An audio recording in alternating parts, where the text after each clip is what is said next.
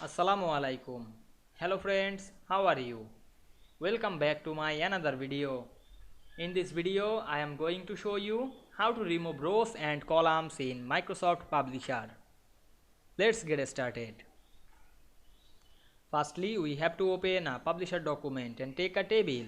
Now we want to remove rows and columns. Select a rows. Then go to the layout menu.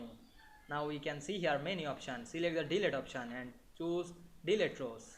Now we can see we delete a rows, then select a column. Click and drag on our mouse.